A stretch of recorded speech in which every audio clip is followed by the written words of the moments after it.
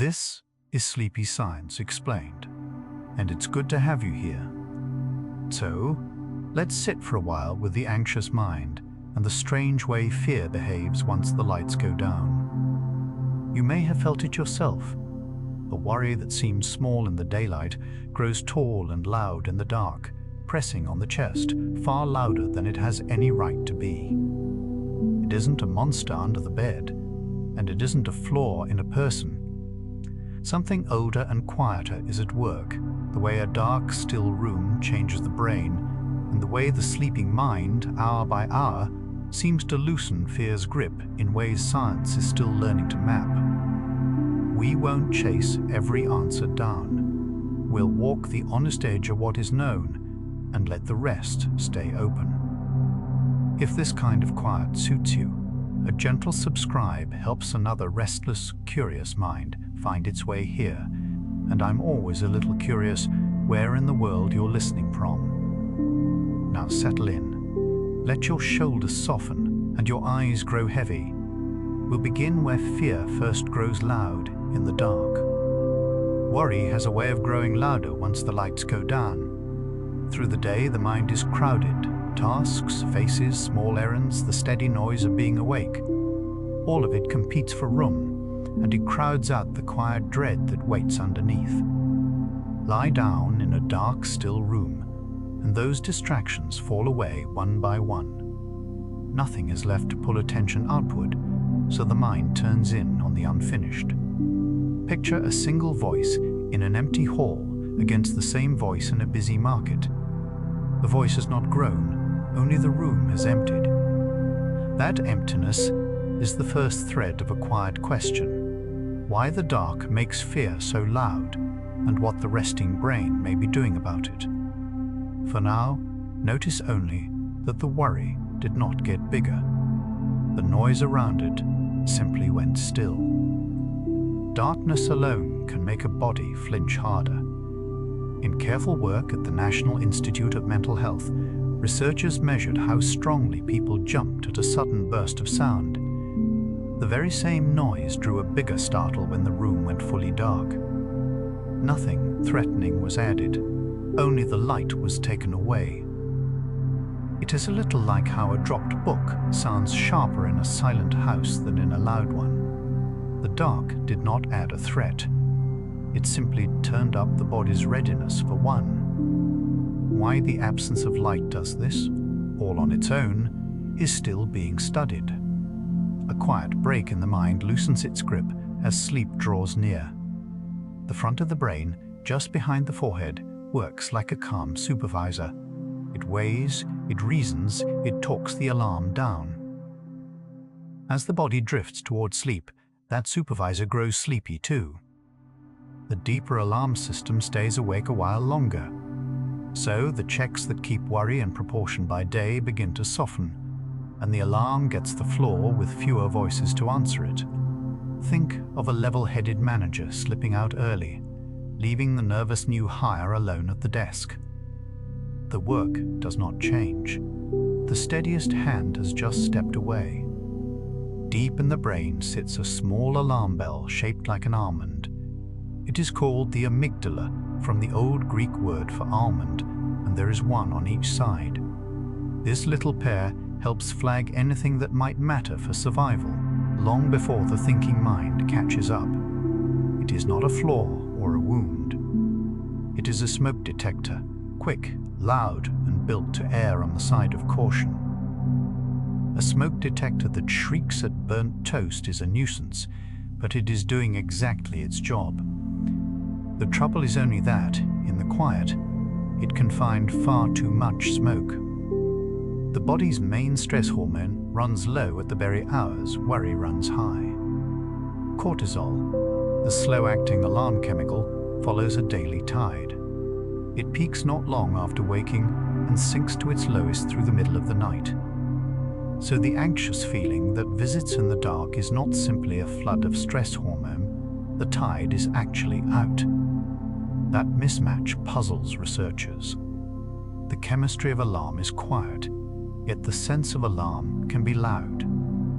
It hints that the night mind runs on more than one current, and we have not fully charted them all. An empty room hands the mind a kind of blank screen. Attention needs something to hold. By day it has 1,000 handholds, in the dark and quiet almost none. Psychologists sometimes call this an attentional vacuum, a space with nothing to fill it. Nature and the mind tend to rush into a vacuum. So thought pours into the open space, and worry, being sticky, arrives first. It is like a room with one loud clock, unheard until everything else goes silent. The ticking was always there. The silence only introduced it. Given nothing else to grip, the mind grips the nearest worry and holds on. Tired reasoning leans darker than rested reasoning. Late, when the brain is warm thin, its forecasts turn gloomy. The same problem that looked solvable at noon looks like a wall by the small hours. This is not weakness of character. It is a brain low on fuel, guessing worse to stay safe. A hungry hiker overestimates the distance home.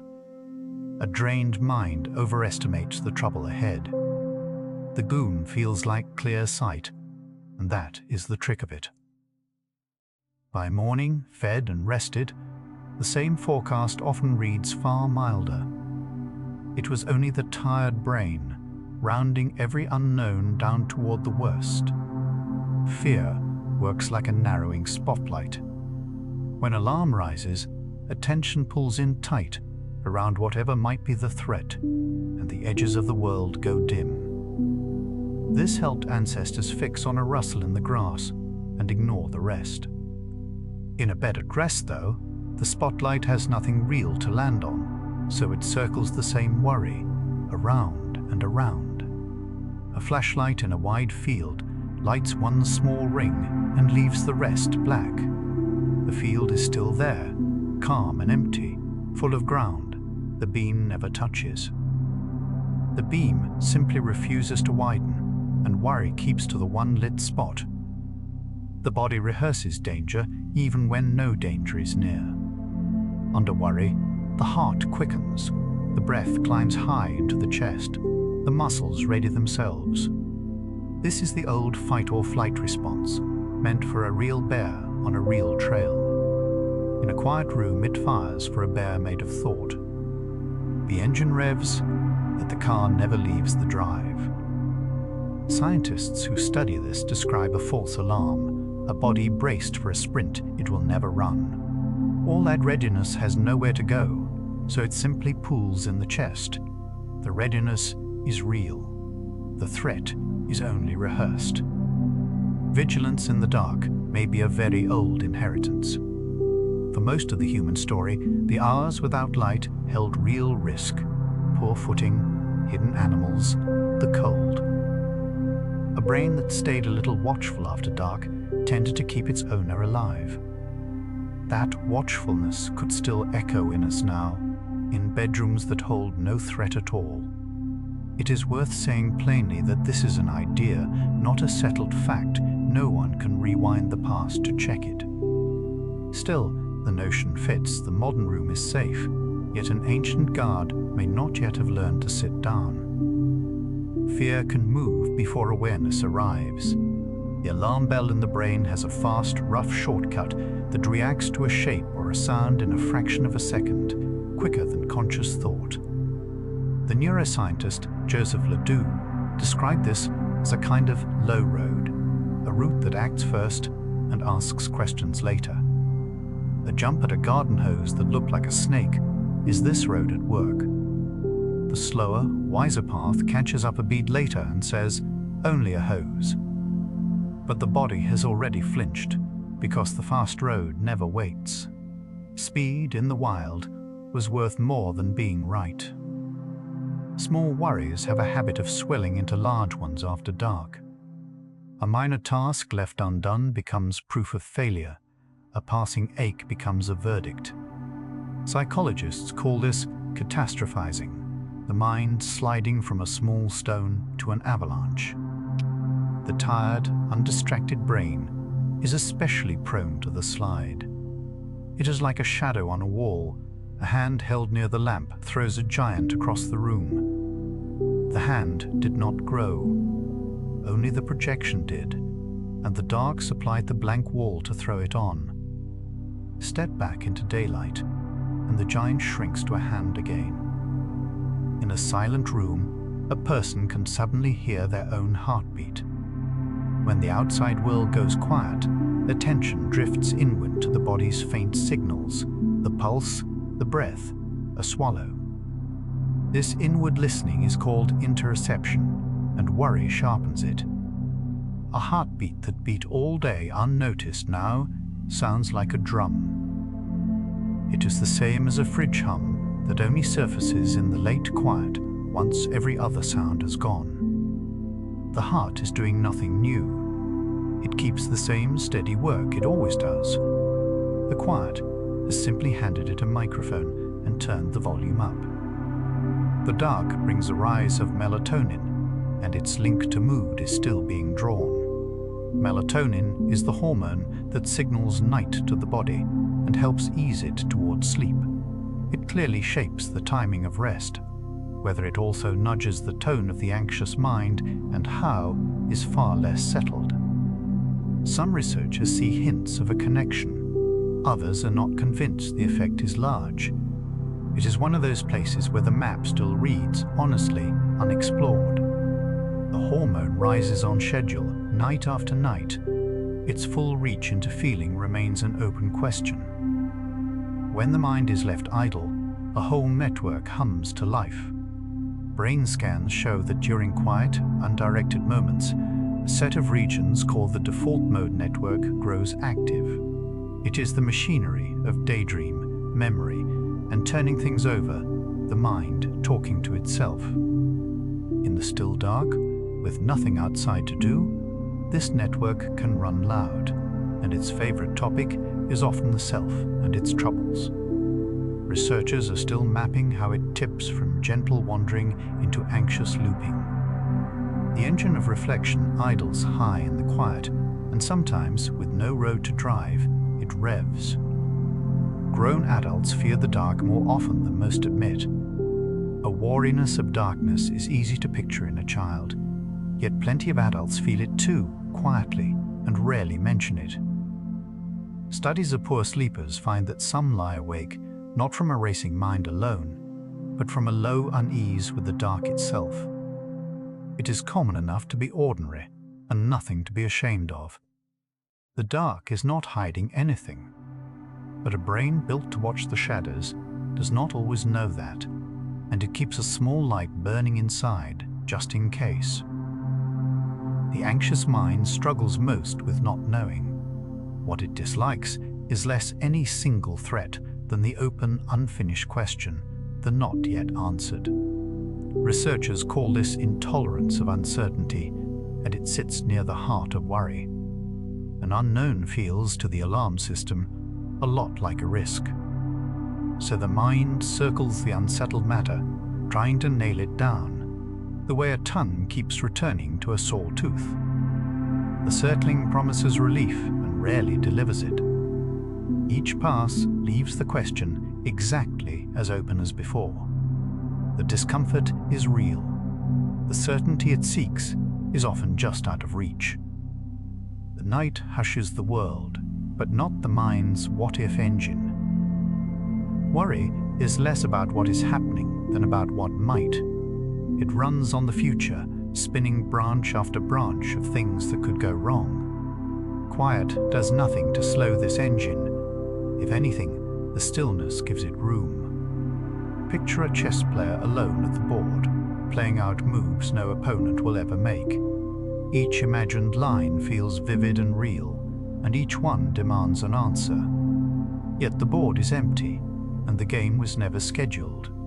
The player thinks hard against no one at all. Trying hard to sleep can wake the mind further. Rest is one of the few things that arrives only when a person stops reaching for it. When sleep is chased, the effort itself raises a low hum of pressure, a watching to see if it is working. That watching is a mild form of alarm, and alarm holds sleep at arm's length. It is like trying to relax a hand by squeezing it. The very grip prevents the softening. The way through is not more effort, but less, which is a strange thing for a busy mind to trust. So it keeps squeezing and stays awake. Worry might be understood as fear without an object. Plain fear has a target: the dog, the drop, the flame. Worry keeps the feeling of fear but removes the thing, leaving the alarm to hunt for a cause. Finding none, it borrows one from the future or the imagination. This is roughly how some scientists draw the line between fear and anxiety. One points at a thing, the other points at everything and nothing. It is an alarm with no fire in the building, ringing all the same. So it searches every room for smoke, and the ringing itself becomes the trouble. A long nerve runs from the skull to the belly and helps the body stand down. It is called the vagus nerve, and it carries the signals of calm, slowing the heart, softening the gut, easing the breath. When it is active, the body reads the moment as safe. Slow, low breathing appears to lean on this nerve and coax the calm current forward, which is one reason a long exhale can feel steadying. This is a description of how the wiring works, not a task to perform. The brake is already built in. The body has always known where the pedal is. A calm heart does not beat like a metronome. In a settled body, the gap between beats keeps shifting slightly, breath by breath, a healthy flexibility called heart rate variability. Under worry, that flexibility shrinks and the beats fall into a stiffer, more even march. Researchers use this quiet shrinkage as one gentle read of a nervous system on guard. A relaxed hand is loose and mobile, a tense one is rigid. The heart tells a similar story, in the smallest of intervals, without a word. When calm returns, the beats loosen again, and the small spaces between them widen. Why darkness itself lifts the startle remains genuinely unexplained. The finding is solid and is held up across careful studies. Take the light away, and the body flinches harder. What is not settled is the reason. It does not seem to come from paying closer attention to sound. The effect slips past the usual explanations. So a plain, reliable fact sits beside a plain, honest gap. The dark makes the body jumpier, and the best minds studying it cannot yet say exactly why. It is one of those small, tidy puzzles science keeps in its pocket. A fine place to rest a curious thought. The body speaks alarm through two closely related messengers. Adrenaline surges from the glands atop the kidneys and floods the body, the racing heart, the cold hands, the jolt of energy. Noradrenaline works more inside the brain itself, sharpening focus and raising alert. Together they are the chemistry of a system braced for action. It helps to picture them as two runners on the same relay, one carrying the message through the body, the other through the mind.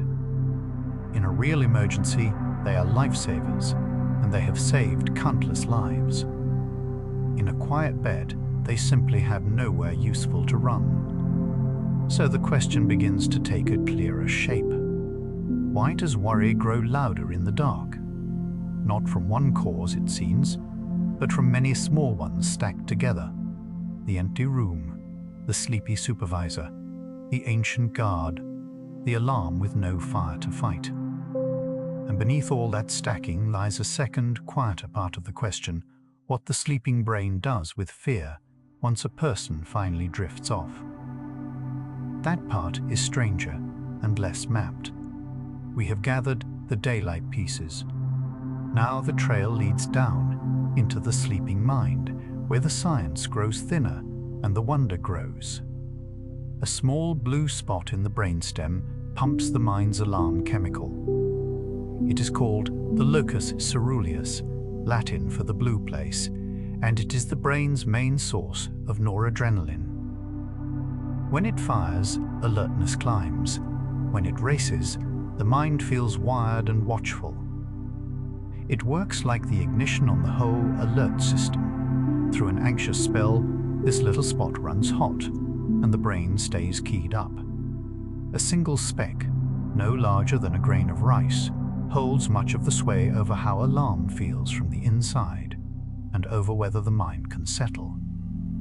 During dreaming sleep, that alarm chemical nearly disappears. In the stage called REM, when the eyes flick and vivid dreams unfold, the brain does something it does at no other point in the whole day.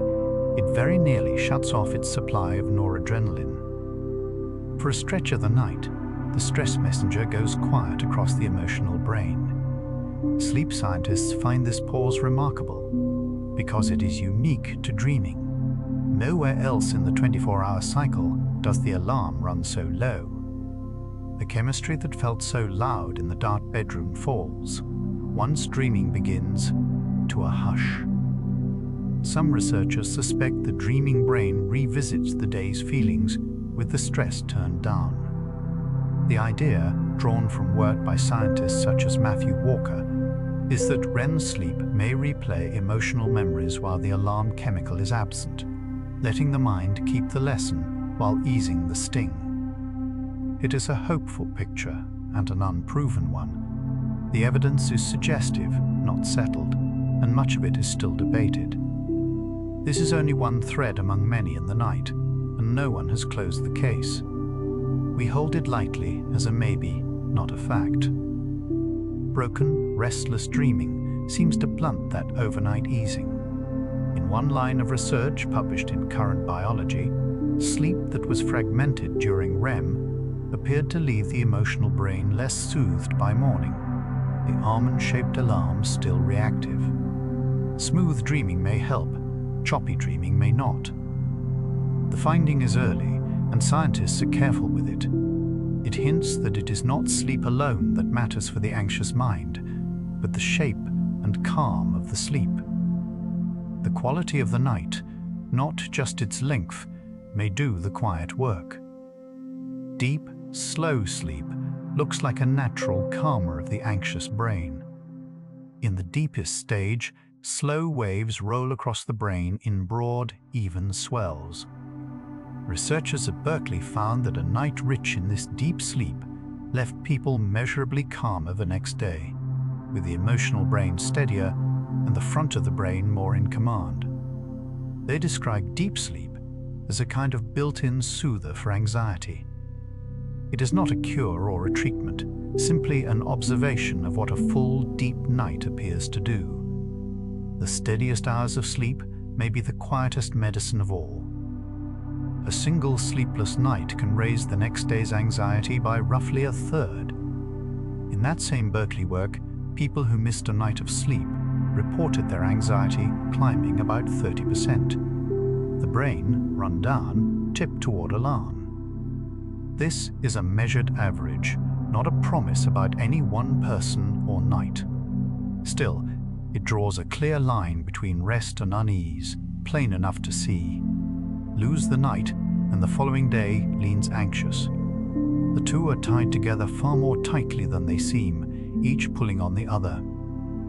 Sleep loss makes the alarm louder, and the calm supervisor quieter. Scans of sleep-deprived brains show the almond-shaped alarm growing more reactive to upsetting things, while the steadying front of the brain grows less active. The gas pedal presses harder just as the brake goes soft. It is close to the pattern seen in anxious brains that slept perfectly well, which is part of why a tired day and an anxious day can feel so alike. The wiring drifts the same direction. Fatigue and fear share a road, and they often arrive together. Anxiety and sleeplessness feed each other in a loop. Worry keeps a person from sleeping, and lost sleep makes the next day more prone to worry, which then troubles the next night. Round it goes, each turn tightening the last. Researchers describe it as bidirectional. a two-way street with traffic in both lanes. The loop is not a life sentence. Loops can loosen, and often do. But naming it helps because the cycle runs quietest when it is unseen. Seen plainly, it eases a little, the way a shadow shrinks when the light is turned on it. The alarm bell may keep its own small clock. Emerging research suggests the amygdala carries a local timekeeper, and that the forming and fading of fear memories may rise and fall across the day.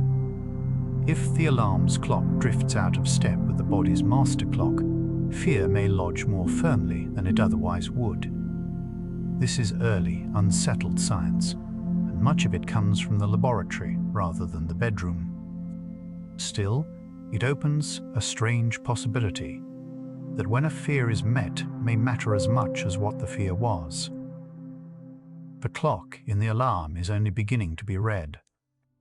In animals, fear itself can reset the body's clock.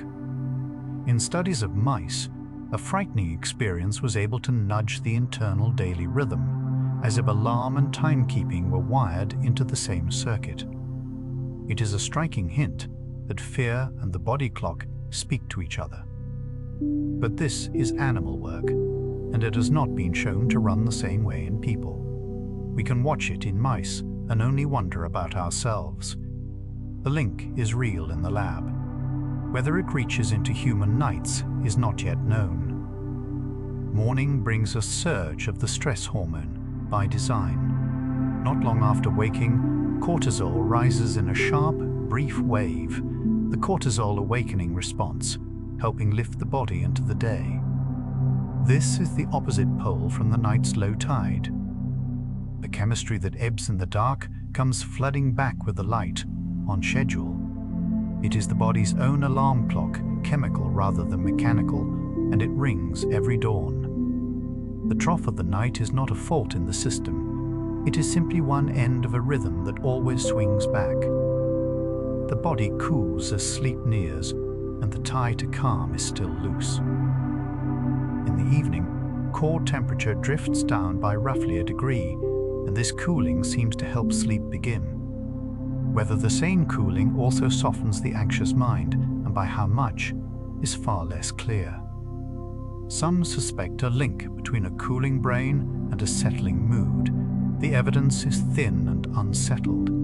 It is another honest gap in the map, marked but not filled. The falling temperature is measured and real.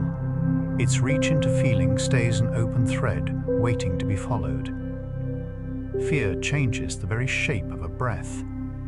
Calm breathing is slow, low, and full, drawn down into the belly. Frightened breathing climbs high into the chest and turns quick and shallow, as if readying for a sprint.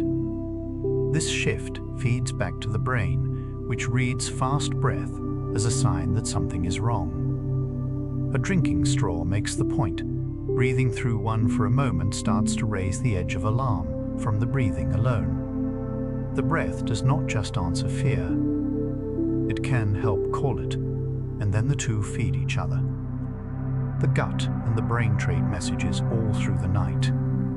A dense web of nerves lines the digestive tract, and it carries signals up to the brain as well as down from it. This is the gut-brain axis, and it is why unease can arrive first as butterflies or a tightened stomach. How much the gut shapes anxiety, rather than merely echoing it, is an active and unsettled area of study. The conversation is real, the direction of it is still being sorted out. For now, the belly's part in the worried mind is only half understood. Fear leaves its mark as quiet muscle tension. Under alarm, the body braces, the jaw sets, the shoulders lift toward the ears, the hands curl. Often this happens without notice, a bracing held for hours against nothing. It is the body standing at attention when no inspection is coming. The clenched jaw addressed is a small monument to a threat that never arrived and never will. Tension is the shape fear takes in the flesh, and it lingers long after the thought that started. It has gone quiet and been forgotten. Sometimes, fear does not run or fight, it freezes. Alongside the familiar fight or flight, there is a third, older answer, to go utterly still. A rabbit under a hawk's shadow holds motionless, betting that stillness hides it. The same ancient circuit can grip a person, holding them locked and unable to move for a moment. It is not cowardice or choice. It is a reflex from deep in the animal past. The body, meeting a threat it cannot outrun, tries the oldest trick of all, to simply vanish by not moving, and to wait for the shadow to pass. Fear presses its memories in deeper than calm ones. Frightening events tend to be remembered with unusual clarity, while ordinary hours blur together. This is the alarm system flagging what might matter for survival, tagging it for keeping. It is why a single scare can be recalled for years, sharp as glass, while a peaceful afternoon fades to nothing. The design makes sense. A creature ought to remember the cliff edge, and remember it well. The cost is that the mind carries its frights vividly, long after the ground has proven safe beneath its feet. A curl of tissue in the brain tags where danger happened. The hippocampus, named for its seahorse shape, stitches memories to their setting, the place, the moment, the surroundings. So fear gets pinned not just to a threat, but to a context. This is why a room, a smell, or a time of day can call up unease all on its own, the setting reviving the feeling. The seahorse files the where along with the what and keeps them bundled together. Sometimes it hands back the whole folder when only the room walks in, the fear arriving uninvited. The brain can learn that a thing is safe again, a process called extinction.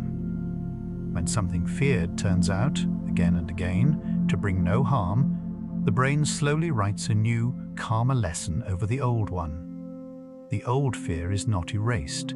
A gentler note is laid on top. Some research suggests sleep helps file this safer lesson away, strengthening the calm over the alarm, though the details are still being worked out.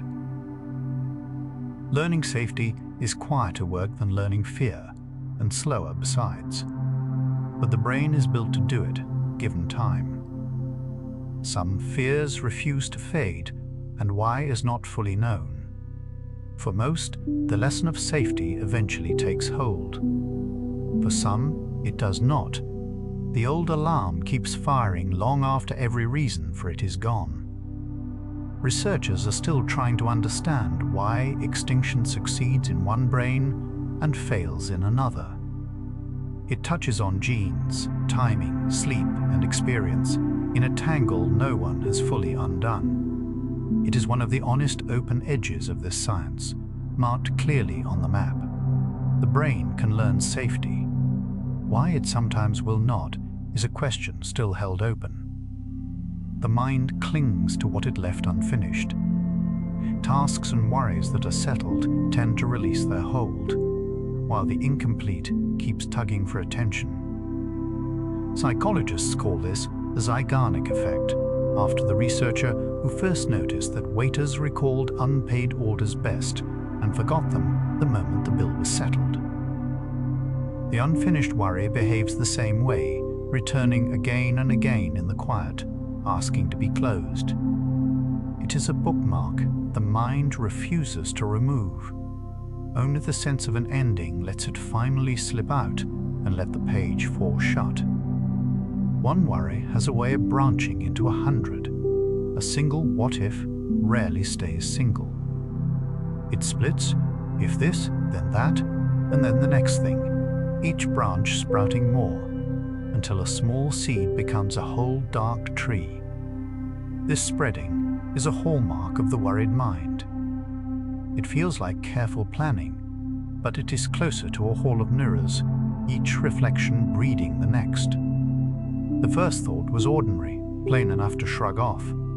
The forest it grew into was built entirely from more thought, and not one branch of it was real. The mind can churn on the past as readily as the future. Worry leans forward into into what might come, rumination leans back over what already happened, turning it again and again. Both are the same restless grinding, aimed in different directions. Researchers treat them as close cousins, and both rob the quiet of its rest. It is like a wheel spinning in mud, a great deal of motion and no ground gained. The churning feels like progress, like something is being solved. Mostly it just deepens the rut, and the wheel sinks lower into it. A tired brain forecasts the future darker than a rested one. Worn down, the mind's predictions curdle. Every uncertain thing gets rounded toward the worst. This is not clear sight, but low fuel, the brain guessing grimly to stay on guard. Fatigue and foreboding travel together, and the small hours hold plenty of both. The bleak certainty is convincing precisely because exhaustion strips away the second thoughts that would soften it. The gloom is not truth, however sure it feels. It is a tired instrument, reading low, and the reading rises again with rest. Halfway along, the question has grown two heads. Why does worry roar in the dark, the empty room, the sleepy break, the branching what-ifs, and what, once sleep finally comes, does the resting brain quietly do with all that fear? The first head we can nearly answer. The second stays shadowed, half-mapped, stranger the closer we look. The dreaming pause in the alarm chemical, the deep sleep calm, the safety lessons filed overnight, real hints, all of them, and none complete. We are not lost. We are simply at the edge of the known, which is a fine place to keep walking. Time seems to stretch when a mind is anxious. In an easy hour, the clock slips by unnoticed. In a worried one, minutes swell and drag. Part of this is attention. A mind watching the time feels every tick, while a mind absorbed forgets the clock entirely. Exactly how anxiety warps the felt length of an hour is still being studied. It is like the last mile of a long walk, which always feels the farthest. The distance has not changed at all. The watching has stretched it. A quiet room turns a heartbeat into a drum. With the world's noise gone, the ear finds the body instead, the pulse in the neck, the beat in the chest, the rush of blood. Worry sharpens this inward hearing, and a heartbeat that passed all day unnoticed can start to feel loud and wrong. Nothing has changed in the heart itself. It is the same steady work it always does, beat after faithful beat. The silence has only leaned in close and turned up the sound. Some people come to fear the feelings of fear itself. A racing heart or a wave of dizziness can, for some, become frightening on its own, a sign, they worry, that something is badly wrong. Researchers call this anxiety sensitivity, and it can turn an ordinary body signal into a fresh alarm. The fear of the sensation feeds the sensation, tightening the loop. It is an echo mistaken for a new voice. The body's ordinary noise gets read as a warning, and the warning makes more noise still. Some minds are simply built to stand guard longer. People differ in how readily their alarm rises and how slowly it settles, a steady trait, not a passing mood. Those higher in this trait anxiety scan more, startle more, and take longer to feel that the coast is clear. It is a dial set differently, not a fault in the machine. A more watchful setting once kept whole groups alive through hard seasons. In a safe, quiet room, it can feel like too much guard for too little threat. Genes load the dice for anxiety without deciding the throw. Studies of families and twins suggest that a tendency toward worry runs partly in the blood, inherited, but only in part. Genes tilt the odds. They do not write the outcome. Experience, habit, and circumstance shape the rest, and none of it is fixed at birth. It is a hand of cards, dealt with a slight bias, still played by the person holding it. Inheritance sets the leanings. It does not set the life that follows. Early years may help tune the alarm's sensitivity. There are signs that childhood experience helps calibrate how quick the fear system is to fire and how easily it calms. A young brain, still forming, seems to take cues from its world about how watchful to be. How much of this lasts, and how much can be retuned later, is still debated among researchers. The dial may be set early, but brains keep changing across a whole life. The setting from childhood is an influence, not a verdict handed down for good. The mind weighs bad more heavily than good. A single harsh word can outweigh a dozen kind ones. One thing gone wrong can eclipse a day that mostly went right. This negativity bias likely helped ancestors survive, since missing a threat cost more than missing a treat. A tired, dark hour tilts the scale further still. It is a set of scales with a thumb pressed quietly on the darker pan. The good is really there in full measure, yet in the dark it registers as lighter than it truly is. A morning coffee can still be stirring the mind many hours later. Caffeine lingers in the body far longer than its lift suggests. A portion of an afternoon cup can still be circulating late into the evening. It works by blocking the brain's own calming signal, keeping alertness propped up. For a mind already leaning anxious, that propped-up alertness can add to the hum. This is a description of how the chemical behaves, not a piece of advice. The lift is brief and pleasant. The tail it leaves behind is long. A nightcap tends to sedate first and stir later. Alcohol can bring on drowsiness at once, which is why it feels calming.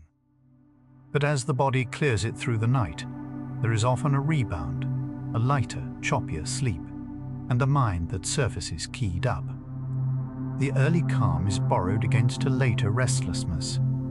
This is simply what researchers observe about how the body processes it. The sedation is real enough at the start. So is the bill that comes due before the morning. The size of the screen light effect on the mind is still argued. Bright light from screens in the evening can nudge the body's clock and the timing of melatonin, which is well established. Whether the glow itself meaningfully stirs anxiety, apart from whatever is on the screen, is far less settled. Studies disagree, and the honest answer is that the effect is contested. The clock shifting is real and measured. The claim that the light alone frays the nerves is not yet proven, and careful researchers are still weighing it. The dark can make the social brain feel farther from others. Humans are built for company, and a mind alone in the quiet sometimes registers that aloneness more sharply once the world has gone still. Some emerging work suggests loneliness and poor sleep travel together, each nudging the other. Whether the dark deepens the feeling of distance or simply removes the distractions that hid it is not yet clear. The ache of apartness may not grow in the quiet at all. The quiet may only stop drowning it out. The startle reflex is among the fastest moves a body makes. From a sudden loud sound to the flinch of the shoulders and the blink of the eyes, only a few hundredths of a second pass, quicker than any decision. It runs on a short, hardwired loop that skips the thinking brain entirely, because survival once depended on speed over thought. It is a reflex, not a reaction. By the time the mind asks what happened, the body has already ducked. Some circuits are simply built to move first and explain later. Fear passes from face to face without a word. A widened eye, a sharp intake of breath, a certain tightness in a voice. The brain reads these fast and catches the feeling behind them. This shared alarm once helped a group flee a threat together before anyone could explain it. It is why a frightened room feels frightening to walk into. Fear travels on the smallest signals, quicker than speech, spreading through a crowd like a change in the air. The body listens for it in others, always, without ever being told to. A held breath is the body's oldest pause. In a moment of alarm, breathing often stops for an instant, a reflex to listen, to freeze, to be sure. This tiny pause is ancient, a way of going still to sense a threat.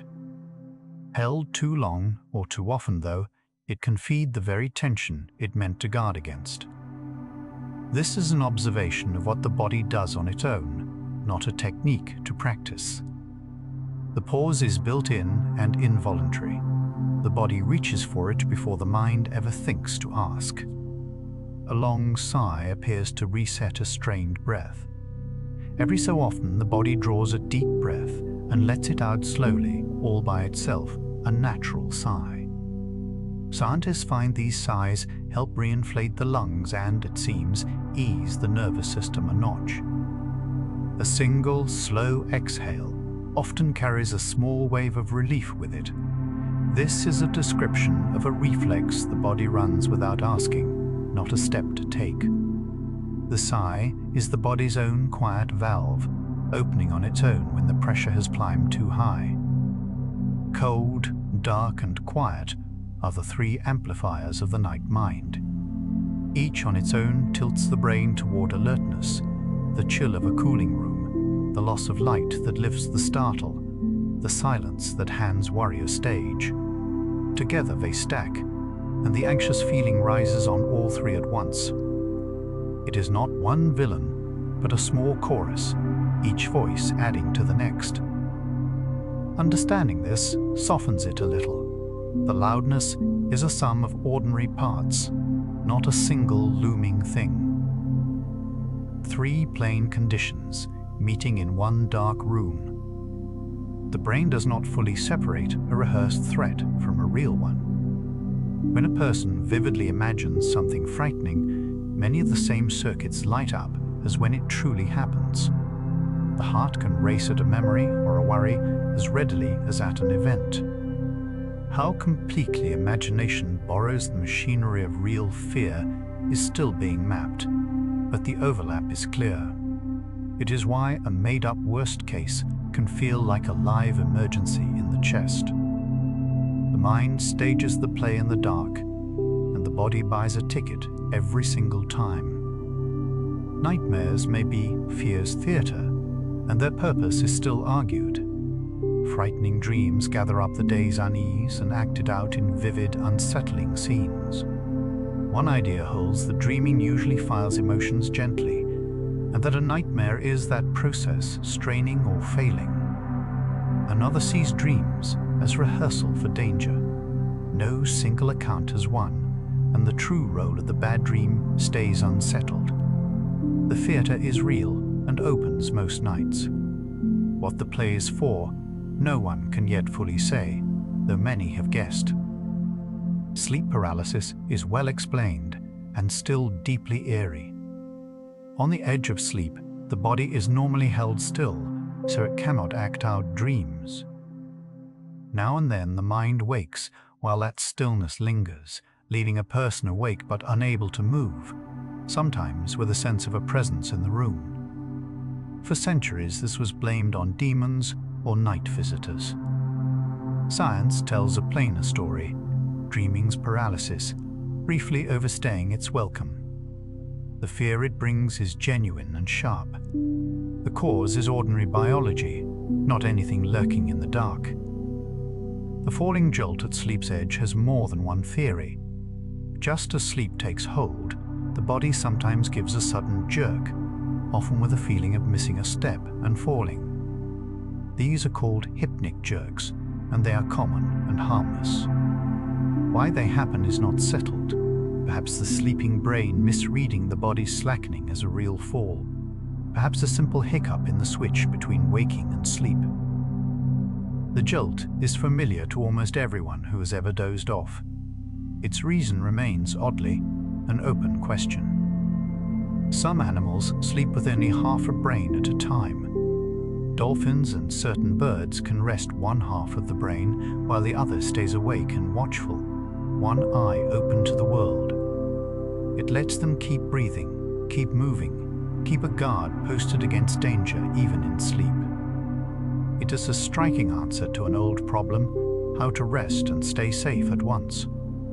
Humans cannot do it, but the trick shows how deeply the drive to stay watchful runs through sleeping creatures. Even rest, in nature, keeps one eye on the dark. Fear of the dark is written across the animal world. Countless creatures grow wary as light fades, because for prey, the dark hides the hunter. Vigilance after sunset is not a human quirk, but a widespread inheritance of the living. Seen this way, a person's unease in a dark room joins a very old chorus. The wariness is not strange or broken. It is a note struck by nearly everything that has ever had to survive a night out in the open, under a sky it could not see. The circuitry of fear is ancient and widely shared. The core alarm machinery, the quick detection of threat, the surge to act, appears in creatures far removed from us, back through mammals and even to fish. Fear is one of evolution's oldest tools, older by far than language or reason. This is worth holding on to. The anxious feeling is not a modern defect, but a deep inheritance, tuned across countless lifetimes. It kept the line alive through every danger. It simply did not come with a switch for a safe, quiet bedroom. People may be born with only a couple of fears. Some researchers argue that humans arrive with just two built in: a fear of falling and a fear of sudden loud sounds, while the rest are learned along the way. Others think even these are shaped by early experience. The exact list is debated, and the line between born and learned is blurry. What seems clear is that most fears are taught by life, not stamped in at birth. The starting set is small, perhaps only two. The rest, the world writes in over time. Fear behaves differently at night, and the sleeping brain seems to work on it in ways barely mapped. Here is the heart of it. In the dark, worry swells, magnified by the empty room, the drowsy break, the ancient guard. Then, once sleep arrives, something quiet begins. The alarm chemical falls silent and dreaming. Deep sleep steadies the emotional brain, and safer lessons may be filed away. How fully these threads weave together, no one can yet say. The night is not only when fear grows loud. It may also be when the mind, unwatched, begins to loosen fear's hold. A single frightening moment can teach a lasting fear, where safety is learned slowly over many calm repetitions. Fear can be learned in one stroke. A brief scare is sometimes enough to lay down an alarm that lingers for years. This quick learning made sense for survival. A creature ought to learn the poison in a single taste, not wait for a second. The cost is that a lone bad moment can echo long past its time. Fear is a fast teacher.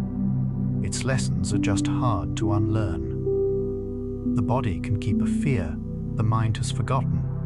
Even when a person cannot recall a frightening event, the body may still flinch at its echoes, a smell, a sound, a setting. This is implicit memory, fear stored beneath awareness, in circuits that never needed words. It is why an unease can arrive with no clear reason attached to it. The conscious file is lost or was never made, but the body kept its own copy, and the nerves are still quietly holding the note. Courage is not the absence of fear, but the company it keeps. The steadiest people are rarely those who feel no alarm. They are the ones who feel it and stay anyway. Fear and calm are not opposites that cancel. They can share the same moment, side by side. Understanding this takes some of the sting from being afraid, since the feeling was never the failure. The alarm can ring, and a person can remain. Bravery is simply what that looks like from the outside, fear, plus staying put.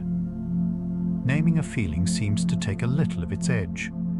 When a person puts a plain word to what they feel, Worried, afraid, uneasy, the alarm brain often quiets a touch, and the calmer front of the brain steps up. Researchers call this effect labeling, though how strong and lasting the effect is remains debated. Still, the pattern is gentle and real enough to notice. The unnamed feeling looms large and shapeless. The named one shrinks to size.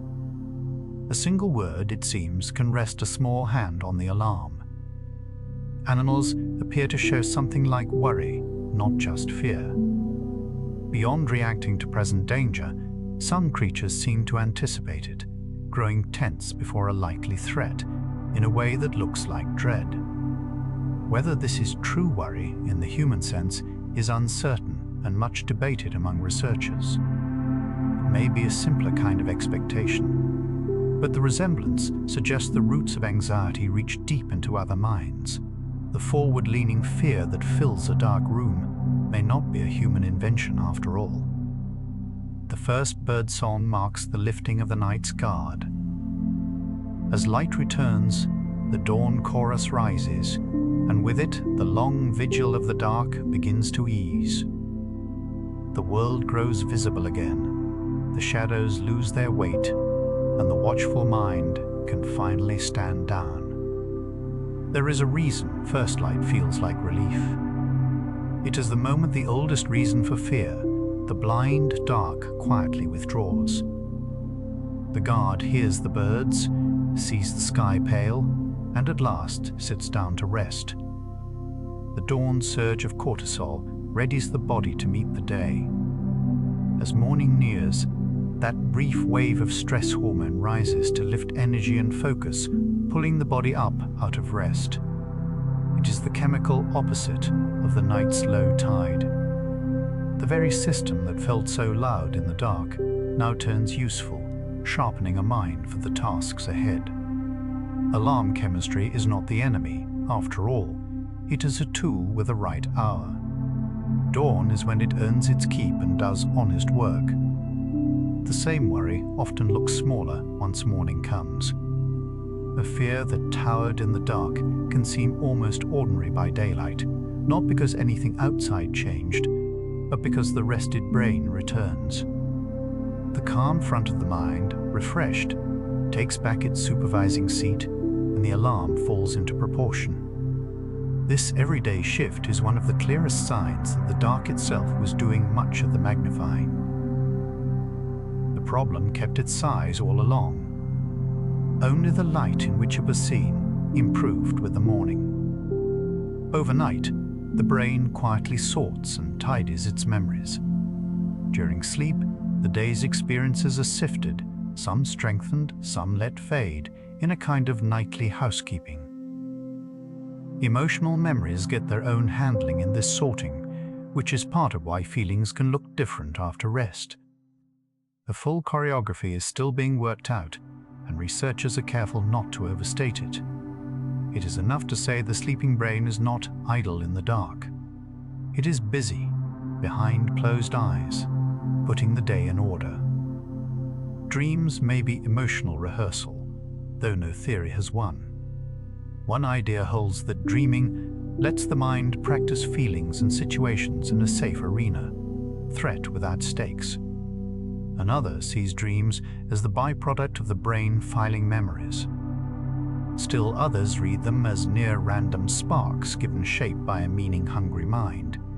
Each has support, none has closed the question. What dreams are truly for stays one of the great open matters of the sleeping mind, unsolved after all these centuries of patient asking. Through the night, the brain runs its own maintenance crew. Cells called glia, long thought to be mere scaffolding, stay busy while a person sleeps, tending connections, clearing debris, keeping the machinery in trim. Some of this upkeep seems to lean on sleep to get done. How much it shapes mood and the anxious mind is not yet clear, and the work is early. But it adds to a growing picture. The resting brain is a workshop, not an empty room. The lights are off, and the crew is quietly in. Fear's chemistry fades. it was never built to last.